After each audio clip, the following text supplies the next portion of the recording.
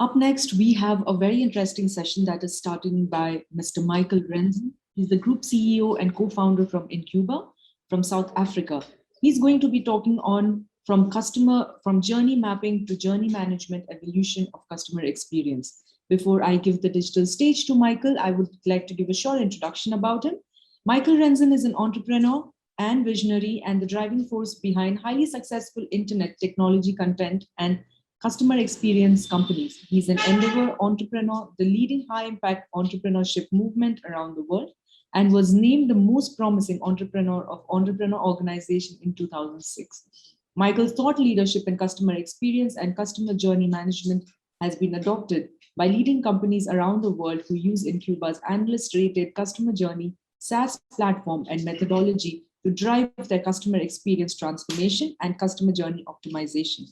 Michael holds an MBA from the University of Cape Town, an honors degree in computer science, and a Bachelor of Economic Science degree, both from the University of Witwatersrand. Good morning, Michael. How are you? Hi, Pooja. Hi. So I would like to hand over the digital stage to you, Michael. It's all yours now. Excellent. Thanks so much, Pooja. Thanks for the introduction. I'm just going to go into sharing mode. One moment. Great, Pooja. We good to go? Yeah. So, good morning, everyone. Pooja, thanks for the introduction. What I'm going to be talking about this morning is this idea of journey mapping to journey management. And the basic idea is that almost everyone in customer experience management at some point or another has done journey mapping. The limitations and the problems that we're seeing with journey mapping is that it's a static exercise. You work with a team, you come up with a hypothesis around how you would like a service experience or an onboarding experience to look like. And then once a journey map is implemented, you put it away and you move on. What we are seeing more and more in the data that we collect is that the journey maps that companies design and the paths that customers follow are very, very different. And we're seeing sometimes less than 5 or even 10% of customers are following the desired journey map, which means 90% of the customers on any particular journey map or experience are not following a particular route or experiencing some kind of difficulty. And we use the base idea of birds memorating. We've all seen this if we've gone to the game reserve or out in the country, and birds move in these patterns and in these shapes, and it's very dynamic. And when you see it, it's really beautiful. And if you study the way that customers move, and we can study that now through the digitization of customer movement, we are seeing some really, really fascinating patterns. So the reason why journey management, and when I talk about journey management, I'm talking about the digitization of journey data at a very granular level to reveal journey maps. So to render these journey maps automatically based on data rather than drawing them. The reason why it's such a powerful idea, and it's really where Customer Experience 2.0 is going, is that these journeys are dynamic. Real journeys are dynamic, and we can see that in the data.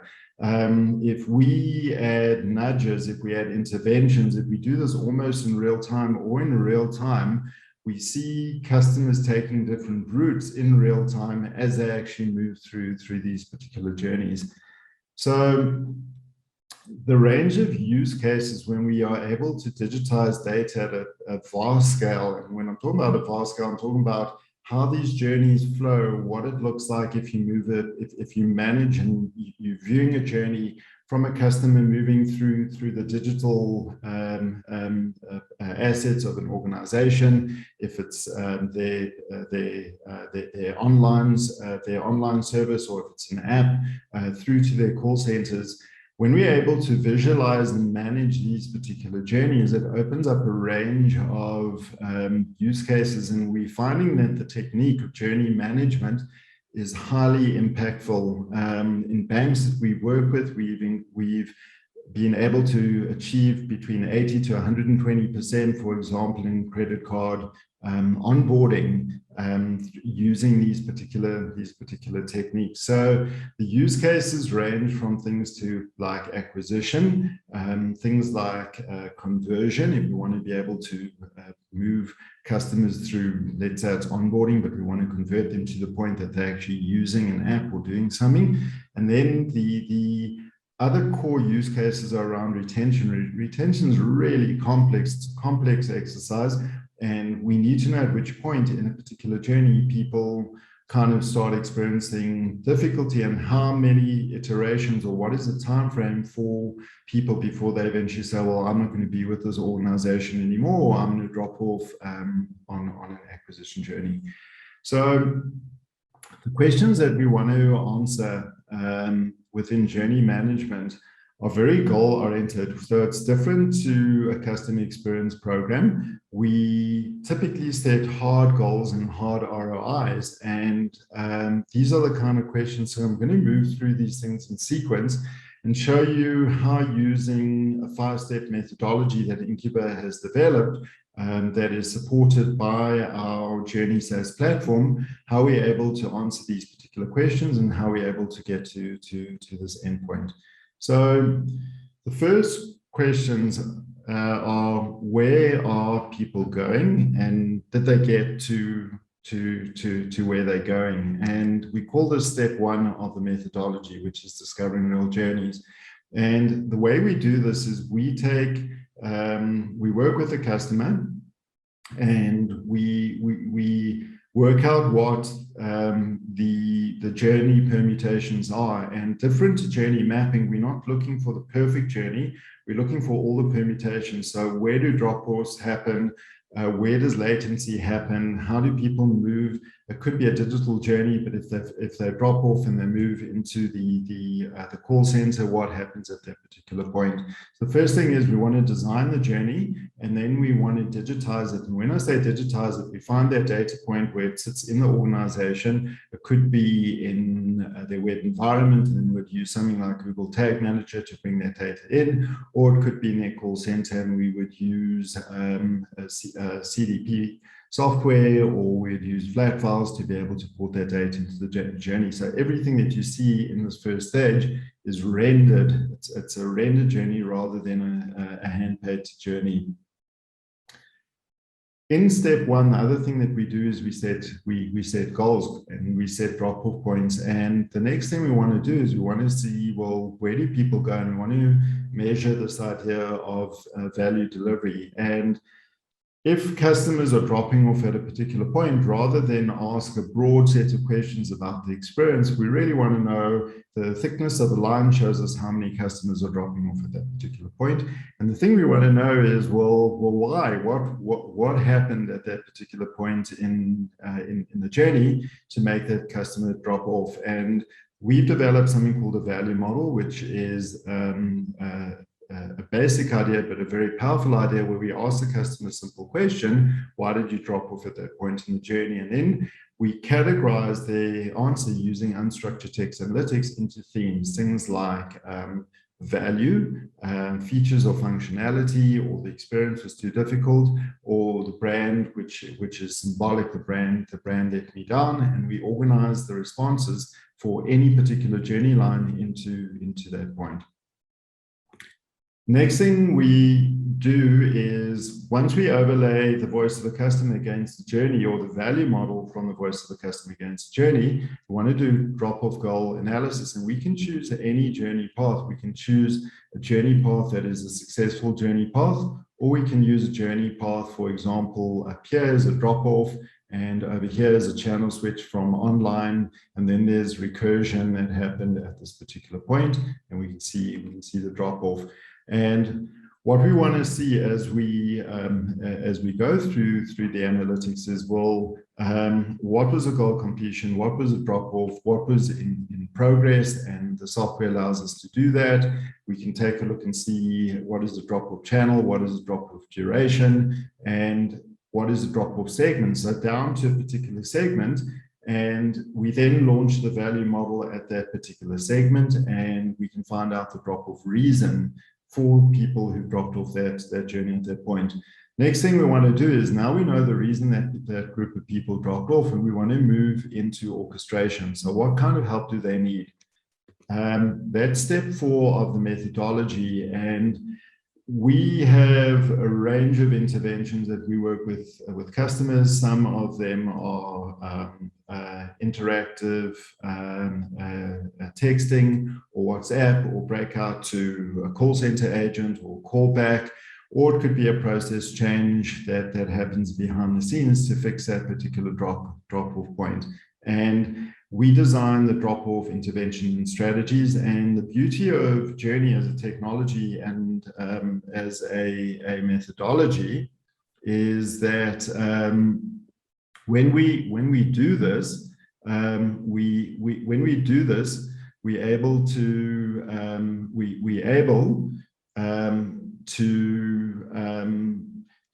do these orchestrations in real time. And the way that this would look is the real-time orchestrations are triggered at that particular point, and based on the real-time orchestration being triggered at that particular point, we can see through a control group and a test group whether the orchestration was effective or whether the orchestration was not effective. So I'm going to run through a couple of case studies and just share really quickly how we apply this capability. So the first one is a banking customer of ours, and we've repeated this case study with other banks because it's such an effective use case that we know the kind of result that we're going to get. In this particular case, the bank wanted to study the end-to-end process all the way from someone applying for a credit card on respective channels, all the way through to supplying their FICA information, through to card fulfillment, card delivery, and then documentation along the way. And the things that we did in this particular solution is, the first thing is we laid out the data as per step 1, and we turned that into a dynamic journey rendering using those data points.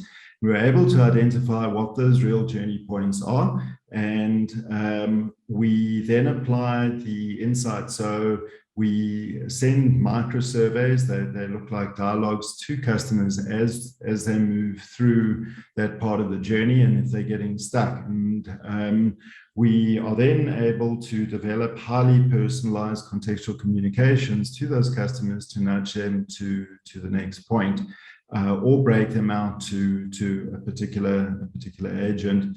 And how it looks is digitizing the journey, as in step 1, taking a look and doing micro surveys. And some of the examples that we saw here is that people requested a quote, but they didn't accept the quote. So we asked them immediately in real time, well, you took the effort and you haven't accepted the quote, tell us why. And we found a whole lot of interesting reasons. Some customers felt interest rates were too high or fees were too high, but we saw anomalies where people didn't fully understand how a credit card product works, and that they thought that they would go into debt immediately, so they didn't want to take up the product. They thought it was like a short-term loan. We saw reasons like no documentation received, or I don't understand how to activate the card. So we then developed a range of orchestrations called nudges, and it's not one nudge per drop-off point. We could have 15, 20, or 30 nudges at a particular drop-off point, and based on the data that comes in, we would find do the segmentation at that particular point, and we would then offer up that particular nudge to get the customer to the endpoint. The results were staggering. In 3 key points in the journey, we were able to increase the conversion rate by by anywhere from almost up to a doubling to just over doubling. So if you do that at 3 points in the journey, you have an exponential number of customers who start the journey who get to the end of that journey. So the ROI in this kind of use case was staggering. We also saw that the NPS increased dramatically over the period of time from being able to understand these things at such a granular level and being able to nudge and push people through. Second use case is a client of ours in telecommunication, and this is the relationship between a CX program and a journey program. So we run their CX program, and we have also moved into the journey world with this particular client.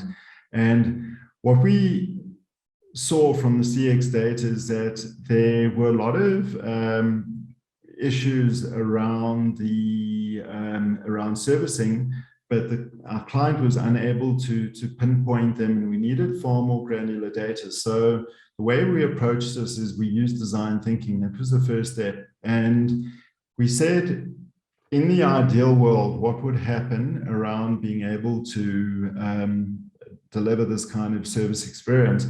And the first thing you'd want is that the telco would proactively fix your problem. So they would alert you, maybe you don't even know about it, and they fix your problem because they detect it and they fix it. If that can't happen, then what you would want is that you would want to make sure that you manage your customer expectations and you keep them updated through the process, and you allow the customer to put their hand up and to say whether the problem has been fixed or the problem hasn't been fixed. So the way that we designed the solution, and I think this is really interesting because we start seeing the world of marketing, orchestration, messaging, and customer experience coming together rather than being treated as separate disciplines. We designed a capability all driven off the platform that manages the full communication from acknowledgement of receipt of the particular issue and the ticket, updating on SLA based on the ticket, all the way through to the fourth step, which is allowing the customer to be able to share if that problem has been fixed or the problem hasn't been fixed.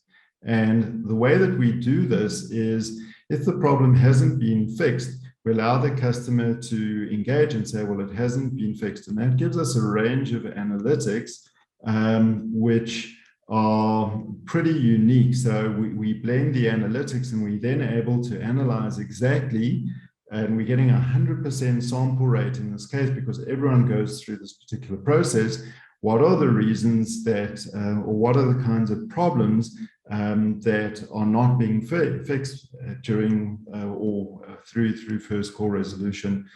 So the question that we typically ask from customers or prospects who are interested is how do I take the next step if I want to do this and move from journey mapping to journey management?